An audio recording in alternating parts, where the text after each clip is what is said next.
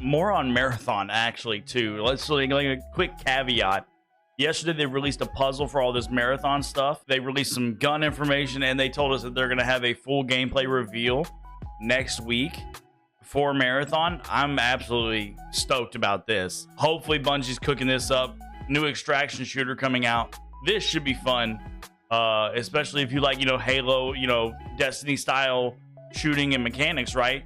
Marathon's going to be the next Bungie installment, so can't wait to see what they do with this. Bungie has not missed. They have made two very epic games in the past, like our lifetime, between the Halo franchise and Destiny franchise. They've done great, so I can't wait to see another installment from Bungie, because that's going to be a really good game. But without further ado, let's see. This came out yesterday. Yeah, so this is the new TWID.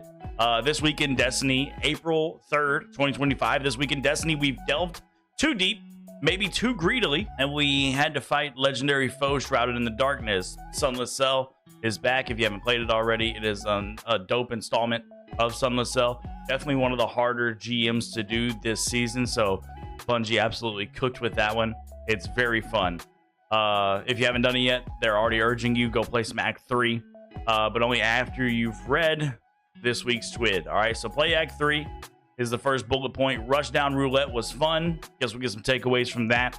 Iron Banner next date.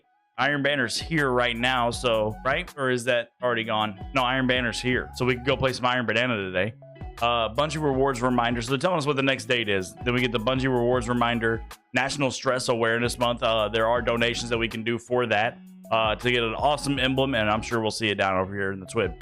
So not anything really new coming out in the TWID. I wish they would have taken this opportunity to explain to us what the heck they are doing, because taking a month to get us into Ride of the Nine is absolutely atrocious. It is what it is.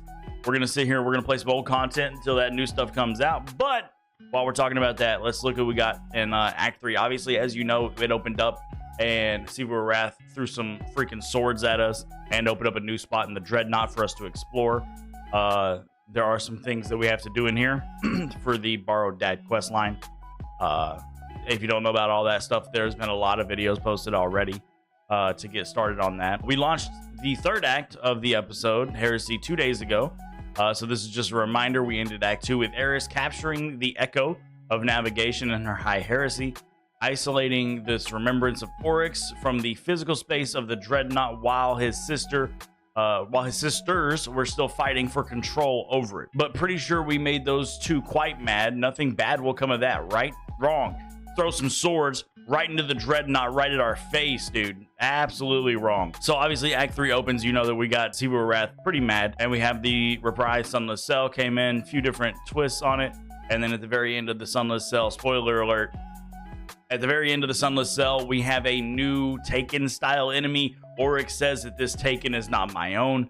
He says for us to destroy this new Taken enemy that shows up in the Sunless Cell, and that is kind of like our little twist at the end of that new reprise strike. So at the end of the day, there's something else coming into the fold.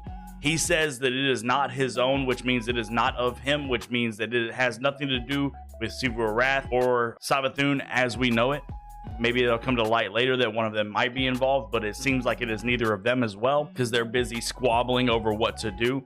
So I'm excited to find out what exactly this is and what exactly is happening. I assume it has something to do with the Echo and its corruption on the Taken and Hive during this episode, but we will see. Rushdown Roulette winners. So we have some winners for the Rushdown Roulette. Rushdown Roulette was fun. If you guys didn't get involved, it was absolutely amazing. Here's our winners with the weekly winners.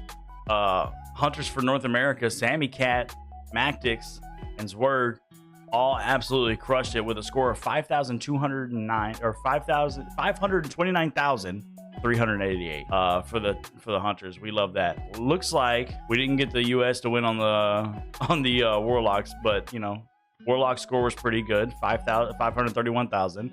Then we have 530,000 for the Titans. It's crazy. The Warlocks had the better score, but I mean, it is a boss rushdown. It is easy for Warlocks to do big damage to bosses, so it does make sense. And the survivability is just 100% there. Survivability, ad clear, damage. All can be done on Warlocks. We did it on Warlocks. It was super fun. So we have the weekly winners, and then we have the overall winners right here.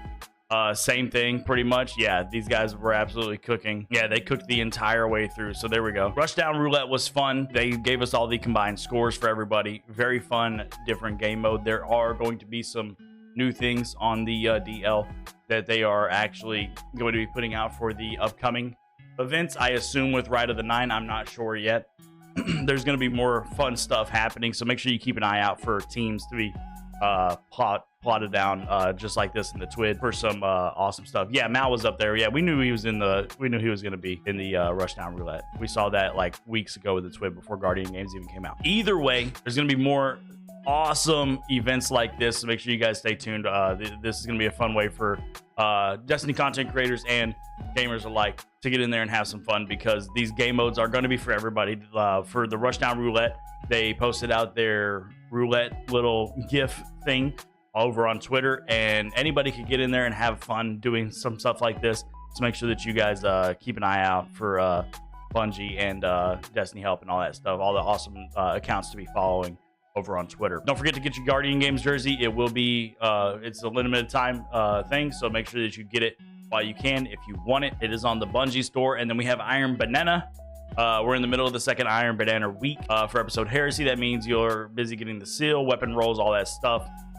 Those of you busy this week or just taking it slowly, save the date. Next Iron Banana is going to be April 29th. So yeah, at the end of this month. So that's not that bad. So we have to 4 weeks away. So another month and you'll get another Iron Banana. National Stress Awareness Month. April is National Stress Awareness Month. We're proud to introduce the Mental Health at Bungie Inclusion, Diversity, and Equity Association idea. Very good way to put that. This is the new symbol here for Mental Health at Bungie. Some hands with a heart holding, your brain.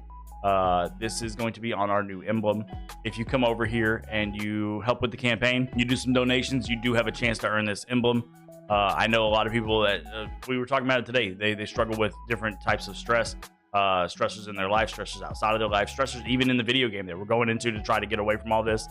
This is a good way to get back and give to people that are losing their fight with that type of stress and that type of hardship on their life.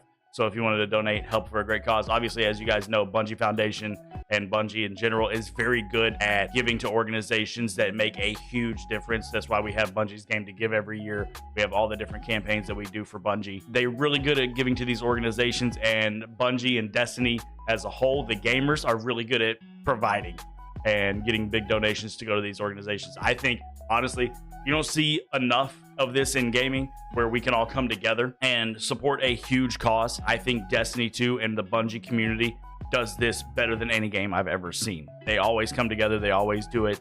No matter what events they're doing, GCX or anything like that, they do a lot of stuff, with St. Jude and everything like that. They always give back. And that just makes me proud to be a primarily Destiny content creator, because whenever I get to get involved in stuff like this, it absolutely makes my heart happy.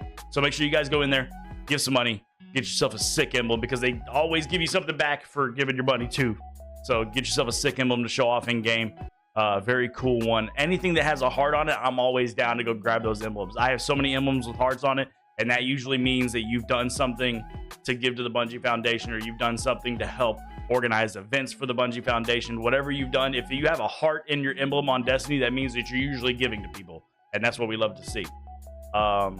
Good emblem, good cause. Make sure you get after it. And that does it for this. There are known issues that they're covering at the end here. We do have the art here. We have ourselves a Warlock. We have a little doodle drawing for the world's first solo flawless Master Root of Nightmares. This is pretty cool. I think this is an actual video, though. That was just the thumbnail. This is hilarious. Anyways, that does it for the TWID. Hopefully you found this informative, enjoyed the video. If you did, make sure you drop a like on it, hit subscribe if you don't already, and leave a comment down below. We'll see you in the next one.